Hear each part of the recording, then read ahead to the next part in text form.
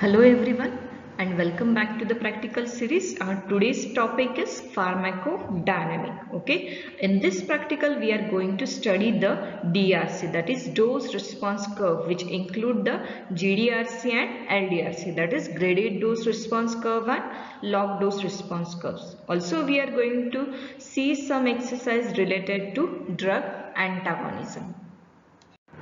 So pharmacodynamic is the study of the biochemical and physiological effect of drug and its mechanism of action. Understanding pharmacodynamic can provide the basis for the rational therapeutic use of drug and the design of a new and superior therapeutic agents.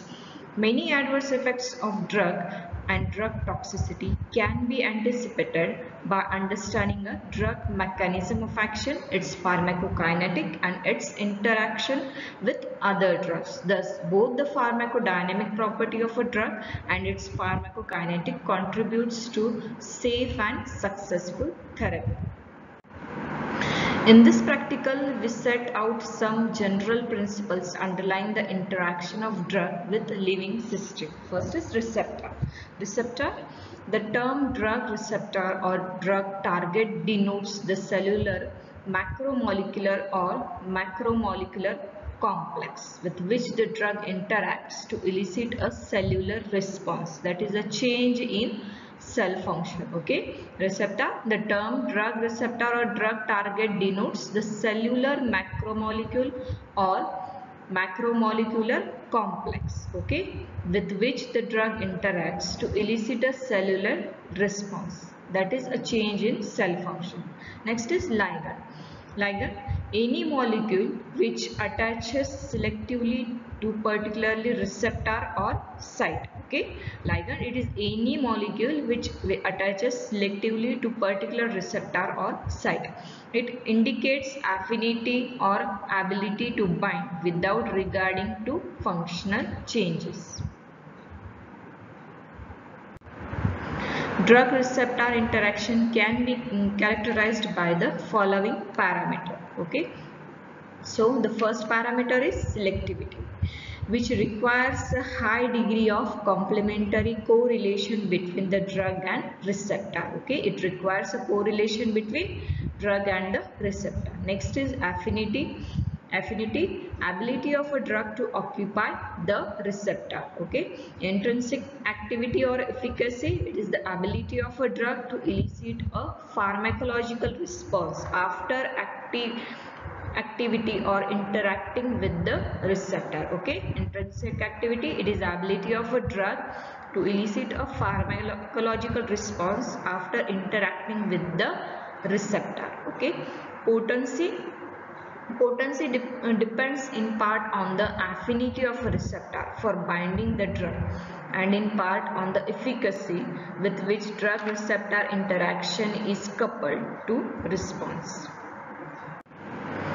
Now we will begin with the dose response curve. Okay, the basic currency of receptor pharmacology is the dose response curves or plasma concentration response. Okay, it is a depiction of the observed effect of a drug as a function of its concentration in the receptor compartment. Okay, so we will begin with our first exercise. So the exercise is describe graded dose response curve and log dose response curve. This graded dose response curve also known as GDRC and log dose response curve LDRC. Okay.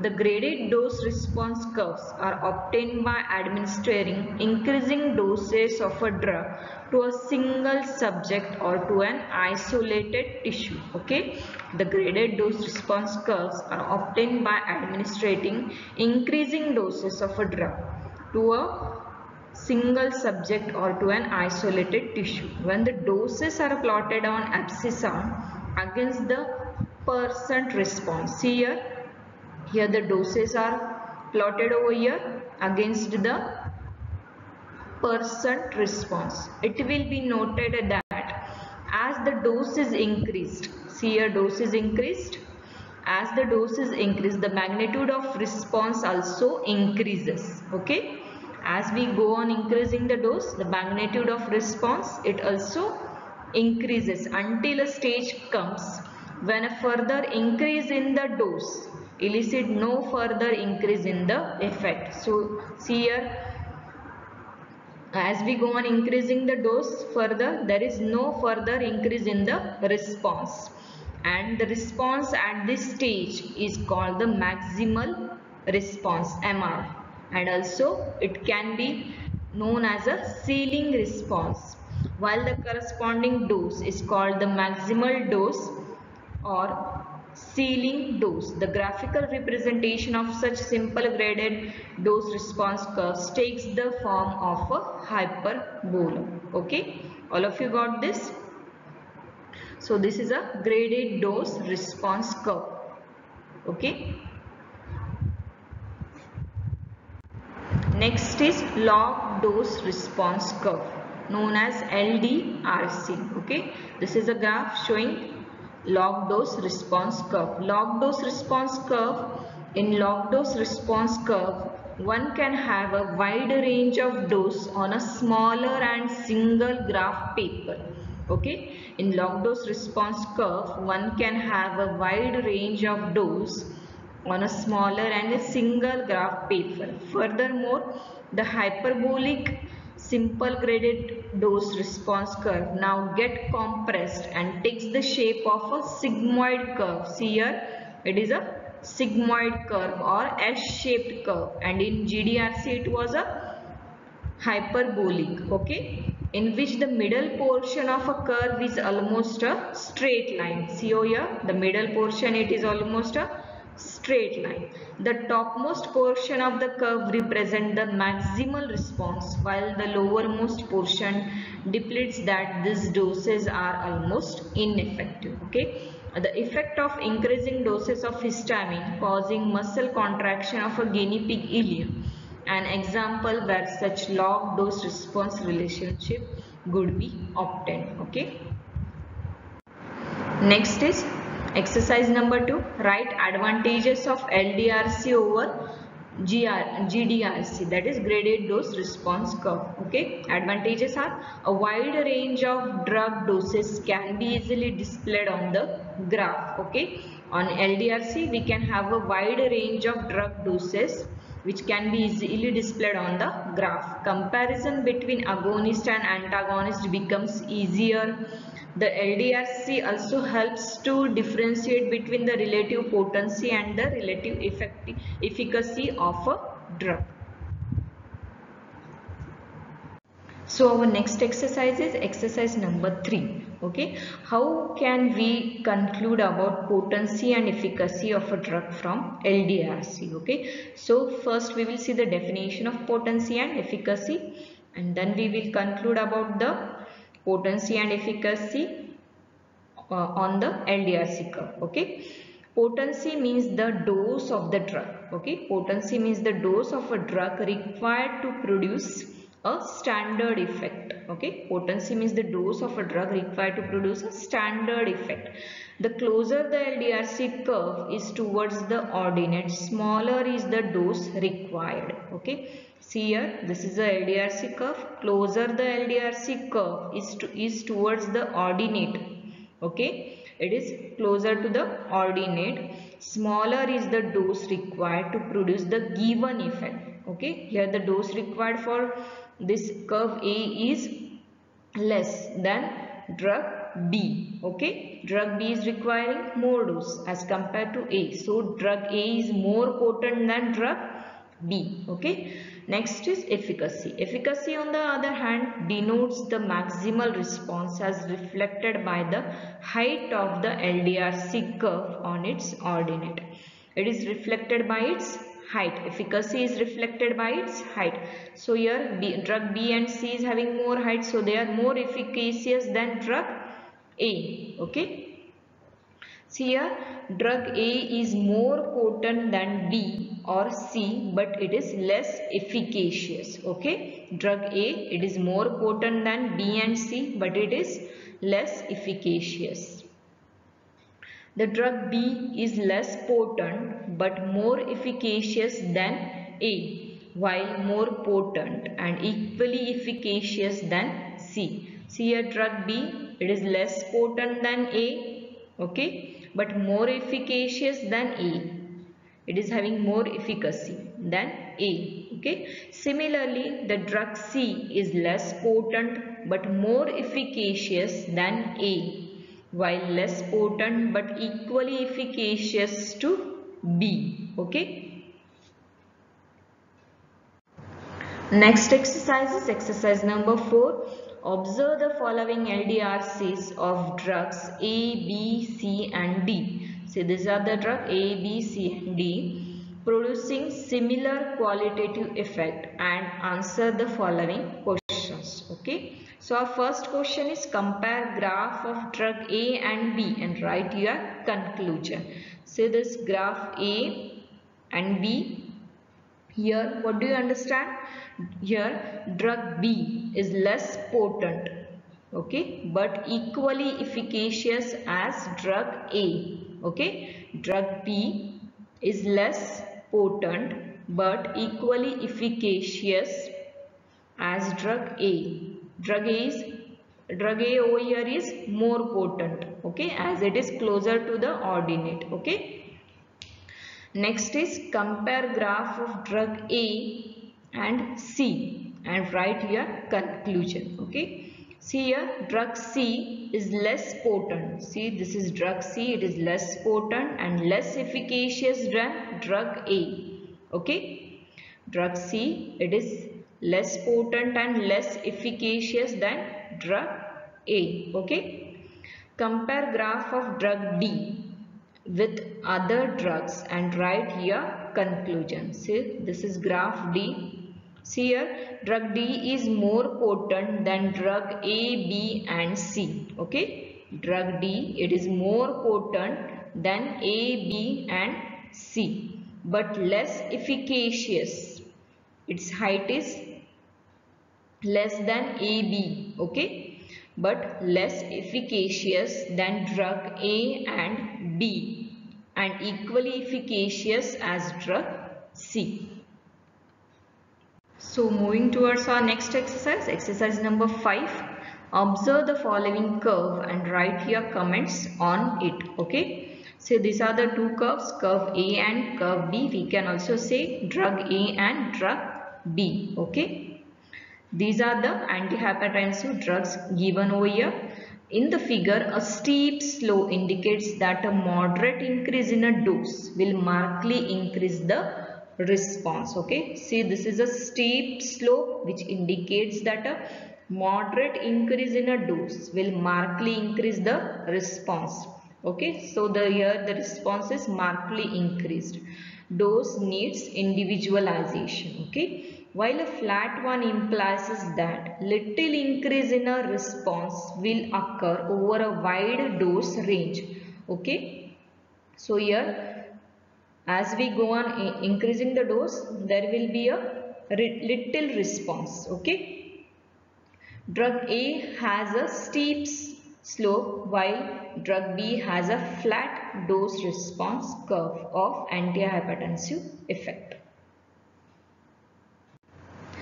So our next topic is combined effect of a drug. In this we are going to see the drug antagonism. Okay.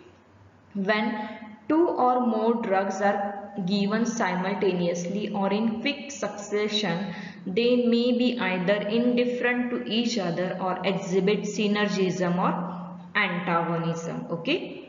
Synergism and antagonism. Synergism, action of one drug is facilitated or increased by the other. Okay, it includes additive and supraadditive. Okay, additive, the effect of the two drug is in the same direction and simply adds up. Okay, the effect of the two drug is in same direction. Example we can give aspirin and paracetamol. These are having analgesic and antipyretic property. Next is supraadditive. Supraadditive, the effect of combination is greater than the individual effect of the component. Okay, the effect of the combination is greater than the individual effect. Example is levodopa plus carbidopa. It causes inhibition of the peripheral metabolism. Okay, next is antagonism. One drug decreases or abolishes the action of other. Okay, this includes physical antagonism, chemical antagonism, physiological and receptor antagonism. So first is physical antagonism. It is based on the physical property of the drug. Okay, physical antagonism, it is based on the physical property of a drug. Example we can give: charcoal absorbs alkalides. Okay, charcoal absorbs alkalides and can prevent their absorption. So we can use this in alkaloid poisoning. Okay, next is chemical antagonism. Chemical antagonism, the two drugs react chemically and form an inactive product. Okay, two drugs react chemically and form an inactive product. Example we can give: KMnO4 oxidizes alkalides, which is used for gastric lavage in poisoning. Okay, KMnO4, it oxidizes alkalides, which is used for gastric lavage in poisoning. Okay, next is physiological or functional antagonism. Okay, the two drugs act on different receptor or by different mechanism but have opposite overt effect on the same physiological function. That is, have pharmacological effect on in opposite direction. Okay, having pharmacological effect in opposite direction. Example we can give: glucagon and insulin in blood sugar levels. Okay, next is receptor antagonism. Okay, here one drug blocks the receptor action of the other. Okay, one drug, that is antagonist, block the receptor action of the agonist. So here first is competitive antagonism. Next is non-competitive antagonism and non-equilibrium antagonism. This we will study in our next slide. Okay.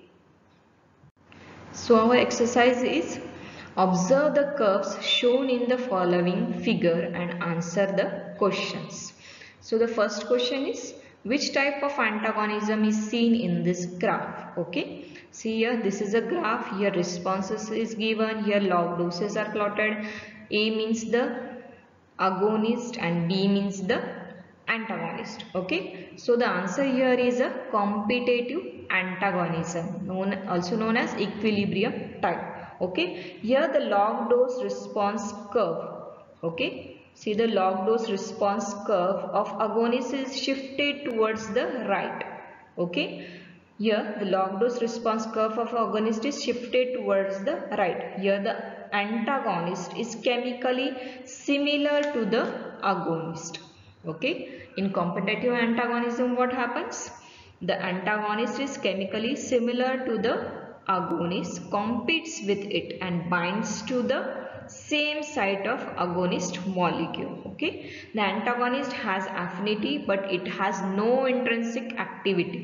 Okay, the antagonist has affinity but has no intrinsic activity, so no response is produced and the log dose response curve of agonist is shifted towards the right. Okay, so our next question is: describe this antagonism and give one example. Okay, so here see here competitive antagonism.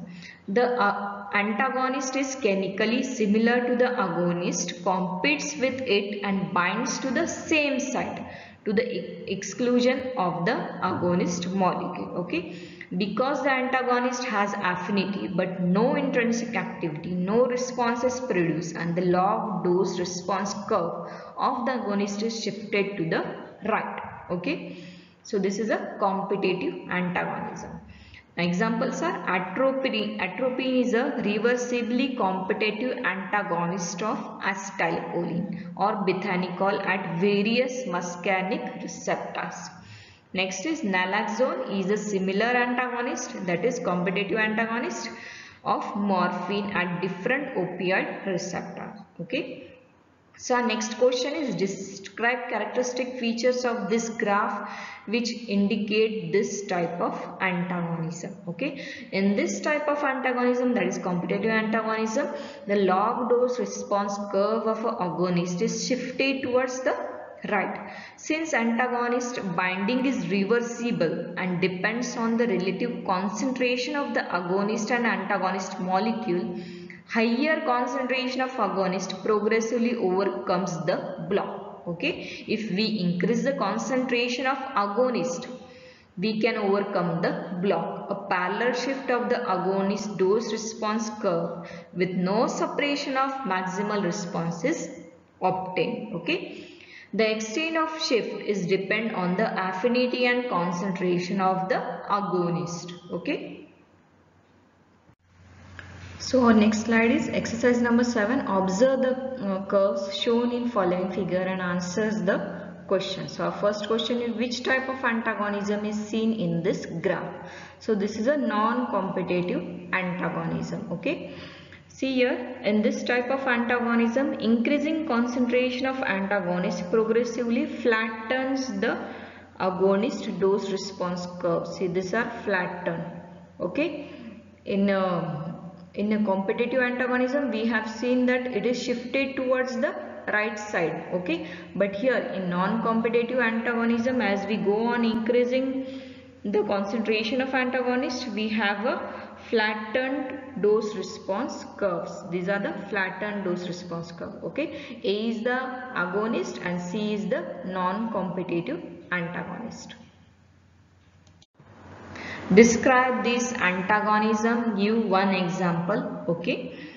Non-competitive antagonism. The antagonist is chemically unrelated to the agonist. Okay. Binds to different allosteric site. Okay. Here the binding site is different in non-competitive, altering the receptor in such a way that it is unable to combine with the agonist or is unable to transduce the response, so that the downstream chain of events are uncoupled. Okay, this is also called as allosteric antagonism because the agonist and the antagonist are combining with different sites. There is no competition between them. Okay, as the agonist and the antagonist are combining with different sites, there is no competition between them. Even high agonist concentration is unable to reverse the block completely. Okay, example is diazepam by Kukuli. Okay, so next question is, describe characteristic feature of this graph which indicate this type of antagonism. In this type of antagonism, that is non-competitive antagonism, increasing concentration of the antagonist progressively flattens the agonist dose response curve. Okay, it is flattened. Okay, in this type of antagonism, the maximal response is suppressed. The maximal response depends only on the concentration of the antagonist. So moving towards our next exercise, in this we will see the therapeutic index. Okay, so the therapeutic index, it is a ratio of LD50 upon ED50. Okay, ratio of medial lethal dose to medial effective dose. Okay, lethal dose to effective dose, medial lethal dose or LD50. This is the dose which could kill 1/2 of the limited population of the same species and strain. Okay, what is lethal dose? It is a dose which kill 1/2 of limited population of the same species or strain. Okay, medial effective dose or ED50, this is the dose which produce desired response in 50% of the test population. Okay, this is the dose which produce desired response in 50% of the test population. Okay, here the therapeutic index, it should be always more than 1. Okay, margin of safety is different between therapeutic and lethal dose of a drug. So our last exercise is exercise number 8. Write clinical importance of therapeutic index and therapeutic window. Okay, therapeutic index, larger the therapeutic index, safer the drug. Keep in mind, larger the therapeutic index, safer is the drug. Example, penicillin has high therapeutic index while digitalis has much less therapeutic index. If the therapeutic index is small, the difference between the two concentration is very small. Okay, if the therapeutic index is small, the drug must be dosed carefully and the person receiving the dose should be monitored closely for any sign of drug toxicity. Okay, if the drug is having small therapeutic index, the drug must be dosed carefully and the person receiving the drug should be monitored closely for any sign of a drug toxicity. Drugs with low therapeutic index are digitalis, gentamicin, lithium, quinine and theophylline. Okay. Next is therapeutic window. It is the range of concentration of a drug which produces desired response with minimal toxicity. Okay, therapeutic window. It is the range of concentration of a drug which produces desired response with minimal toxicity. So far, some drugs, though they have low therapeutic index, if we keep their concentration within therapeutic window, we can achieve desired effect at less toxic levels. Okay, medication with small therapeutic window must be administered with care and control. Frequently measuring of a blood concentration of the drug is also required to avoid the harm. Drugs with narrow therapeutic windows are warfarin, phenytoin, digoxin, carbamazepines, theophylline, etc. Okay. So thank you all of you. All of you complete your journals, copy down all the exercise in your journals, and also all of you take care.